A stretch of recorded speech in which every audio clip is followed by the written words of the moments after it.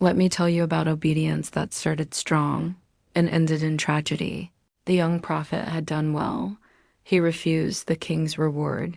He said no to food, no to rest, no to shortcuts, because God had been clear. Don't eat, don't drink, don't return the same way, and he obeyed. But obedience is not only tested by power, it's tested by familiar voices. An old prophet lived in Bethel. He heard what had happened. The altar split, the king's hand healed, and instead of repenting, he saddled his donkey. He chased the young prophet down, found him resting under a tree. Pause.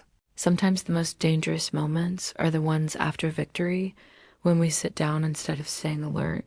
The old prophet said, "Come home with me. Eat." The young prophet answered correctly, "I cannot. God told me not to." Then came the lie. "I too am a prophet, an angel spoke to me." But scripture is blunt. He lied to him. Because deception doesn't always come from strangers. Sometimes it wears a familiar robe. The young prophet went back. He ate, he drank. And while they sat at the table, the true word of the Lord came. Judgment, not for speaking wrong, but for disobeying clear instruction. You will not be buried in the tomb of your fathers. The meal ended. The journey resumed, and on the road, a lion met him. Killed him, no mauling, no devouring. The lion stood still, the donkey stood still. Creation obeyed God, while the prophet had not.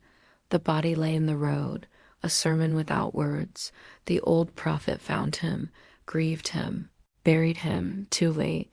Here's the lesson that aches. A true word does not excuse later disobedience.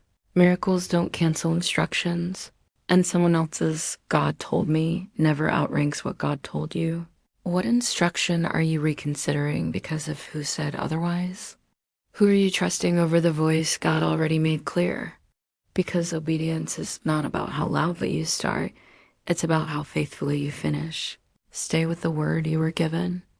Don't trade clarity for comfort, and don't sit too long under trees God never told you to rest beneath.